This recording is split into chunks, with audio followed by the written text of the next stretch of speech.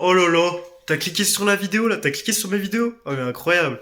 Bon désolé, ma coupe est moche, je suis explosé, je suis fatigué. Mais voilà, petite vidéo. Donc j'espère que tu vas kiffer, bonne vidéo. Je la dis, j'espère que vous allez bien.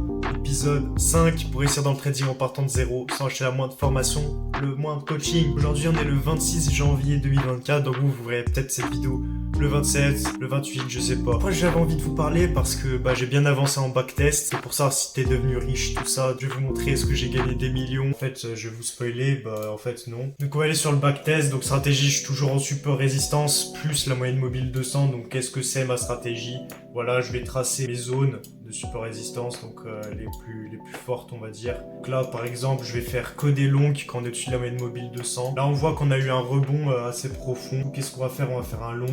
Donc c'est en live. Ah et c'est pas passé. Moi aussi j'ai une règle, faut que je trade quand je suis près de la moyenne mobile 200. À chaque fois le cours il fait des dingueries tout ça là. Bref, en vrai je réagis pas comme ça quand je fais un trade, hein, croyez pas. Bon bref, du coup qu'est-ce qui s'est passé? On va aller dans janvier, semaine 4. Première journée le 22 janvier, il s'est passé quoi? J'ai fait break-even, j'ai fait un peu de la merde. Peut-être que j'aime pas le NSDJPY. Bon là j'ai réussi mon trade, hein. Ouais j'étais rentré un peu tôt, j'aurais dû attendre un pullback et rentrer à ce niveau-là. Et ouais, donc, ah oui, vous saviez pas, vous, encore. Et du coup, qu'est-ce que j'ai fait? Tout simplement, là, je mets mes erreurs. Je peux filtrer, par exemple, si je veux que les trades de FOMO, et voilà, je filtre, je mets que FOMO, et là, qu'est-ce qu'on voit? Il y a que les trades avec la FOMO, donc Fear of Missing Out, qui apparaissent. Zone de prix mal placée, j'en ai eu 4. Du coup, franchement, c'est pas mal. Je sais pas ce que vous en pensez, mais franchement, c'est un peu game changer. 23, journée normale, écoutez, on était en H4 toujours. Et c'est là, cette journée du 24, il s'est passé des dingueries, parce qu'en fait, je faisais du H4, et je me suis dit, vas-y, ça me saoule, moi je veux faire du day trading dans tous les cas, donc autant faire du M15. Du coup là j'ai testé l'argent. Les mouvements ils étaient à chier, mais vraiment, genre les mouvements ils étaient nuls. Petits mouvements de merde, enfin je sais pas. Enfin en fait,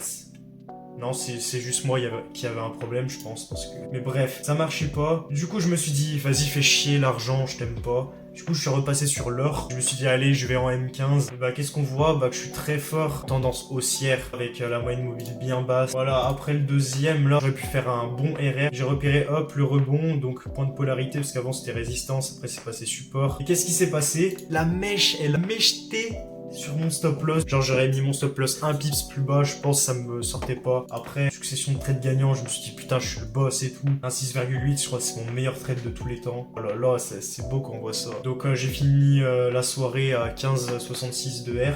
Et là, qu'est-ce qui s'est passé hier? J'arrivais à rien, genre j'étais fatigué, j'ai arrêté parce que ça m'a saoulé.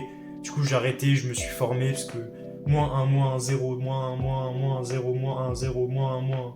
Bref, c'était n'importe quoi. Si là j'ai un trait de cupidité, lui je l'ai réussi. Mais je voulais que ça aille plus haut quoi. Du coup c'est pas allé plus haut et ça m'a fait sortir. C'est le seul trade que j'avais à peu près réussi. Sinon tous les autres, c'est zone de prix mal placée, zone de prix mal placée. Mauvaise analyse, zone de prix mal placée, c'est le seul truc que j'ai fait. Enfin bref, c'était n'importe quoi hier. Ça m'a saoulé, mais bon, il y a des jours comme ça et des jours sans. C'est normal, on peut pas réussir tout le temps. C'est dur le trading, faut pas croire c'est facile. Je voulais vous montrer autre chose aussi. Du coup, ah oui, j'ai regardé pas mal de vidéos et tout. Donc ouais, j'ai pris des notes et tout. 90% des traders, ils perdent de l'argent sur les marchés financiers. Du coup, qu'est-ce que ça veut dire? C'est que 90% des personnes n'ont pas les bonnes choses, donc pensent mal. Donc faut penser différemment de 90% des autres traders. Donc voilà, c'est très difficile. Faut être contre-intuitif pour réussir. Et voilà, c'est ça que je voulais vous montrer. Qu'est-ce qui s'est passé? Moi, vous voyez, j'étais là. Je suis débutant, mais la confiance a beaucoup augmenté. Je fais, ah ouais, j'arrive à faire des gains quand même et tout. Donc là, j'étais là. Et hier là, c'était la descente là. Chute de la réalité. J'espère qu'il n'y aura pas d'autres montagnes de l'ignorance là. Et que là, ça va faire la montée de l'apprentissage. Après, voilà, c'est normal. C'est les débuts. On peut pas tout réussir d'un coup. Mais GBP USD, j'ai pas trop aimé aussi. Je trouve les mouvements, ils sont faibles comparés aux autres. Je mettais cette échelle là et il y avait des gros mouvements. Alors que là, sur le GBP USD, il y a des tout petits mouvements. Attendez, si je vous mets par exemple SDJPY. Ah non, pas du tout, c'est juste moi qui est con. Non mais hier, ouais, j'allais pas bien, j'ai fait que de la merde, vraiment. Voilà, j'espère que ça refera plus, parce que... Enfin bref, si ça refait, c'est pas grave. Faut que j'en tire des leçons. Je mettais mal mes zones de super résistance et tout. Sur ce, moi, je vous souhaite une bonne journée. À bientôt, c'était Nathan.